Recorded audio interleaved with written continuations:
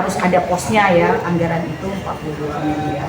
Kemudian untuk teknisnya memang belum ada juknis dari pusat untuk pelaksanaan di daerah. Untuk kegiatan yang ada di daerah ini sementara masih ditangani langsung oleh pusat, dalam hal ini Badan Gizi Nasional. Mungkin memang teman-teman mungkin mendengar adanya SP ya, Satuan Pelayanan, di mana juga di sana melibatkan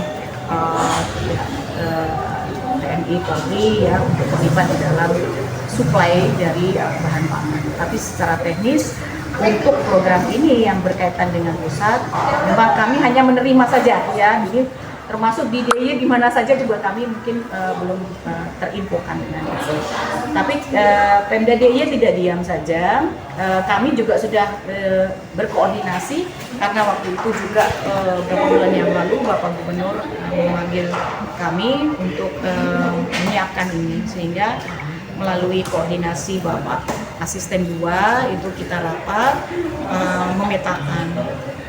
Untuk Bapeda sendiri kami membicarakannya adalah kesiapan secara program, karena bicara makan bergizi gratis ini bukan secara kontribusi berkaitan dengan logistik kemudian disebarkan kepada yang akan menerima, tapi bagaimana daerah ini mampu menyiapkan secara bahan baku.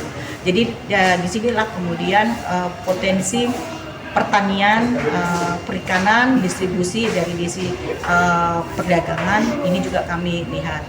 Kalau dari sisi produktivitas padinya mencukupi dari total kebutuhan penyediaan program ini gitu ya. Karena cukup besar yang disediakan, hanya saja untuk sayur-sayuran ini yang kita masih sangat tergantung dari wilayah-wilayah sekitar DIY. Tapi secara keruangan, aksesibilitas untuk pemenuhan komoditas pangan ini sangat mudah ya, karena di mana-mana ada pasar-pasar, pusat-pusat penjualan atau pasar-pasar tradisional untuk memenuhi kebutuhan dari sisi bahan baku. Saya kira itu.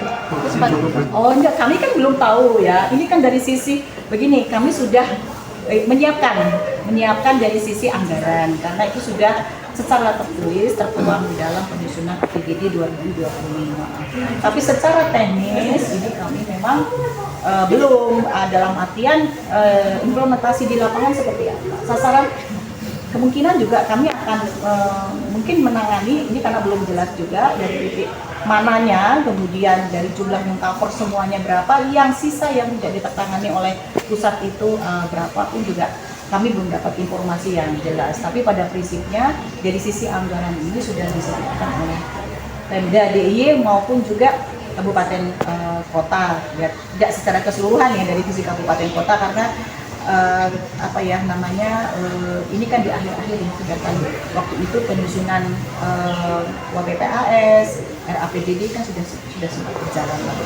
Jadi ini kesiapan, tergantung kesiapan dari masing-masing. Hari ini belum ada ya?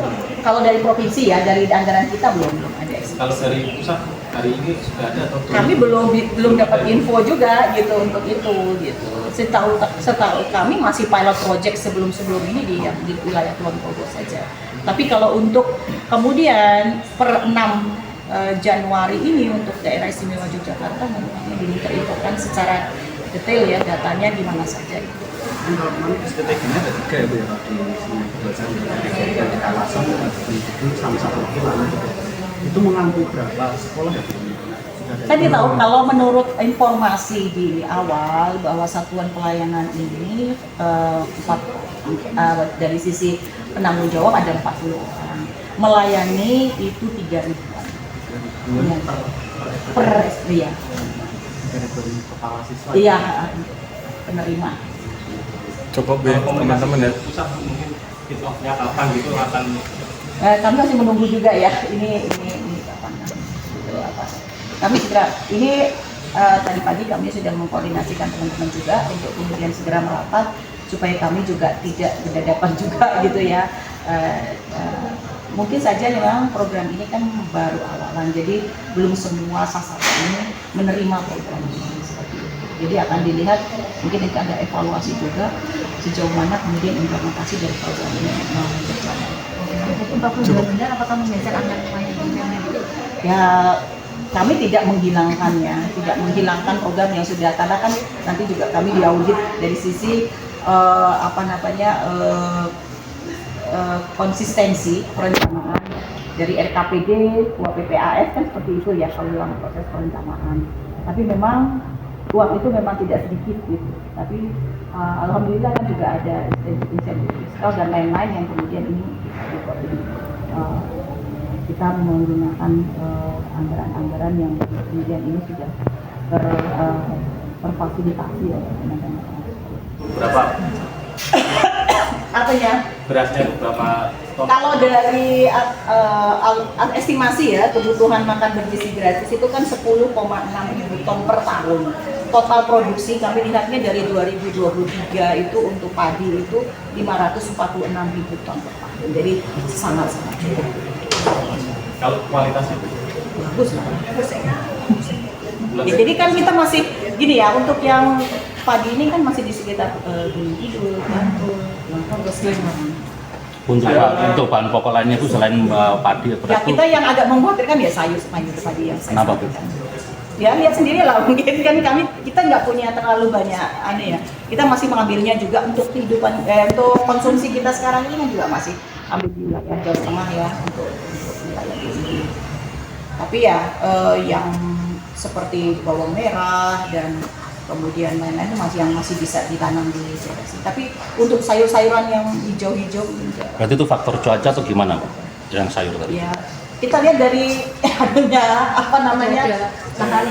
bukan tidak ada lahannya, kesesuaian. Dingin kan kalau sayur itu kan cuaca juga ya, dari dia cocok enggak gitu di lahan-lahan. Ya kan punya pegunungan seperti itu. Kalau daging? Buah-buahan bagus. Daging? Daging mencukupi. Dan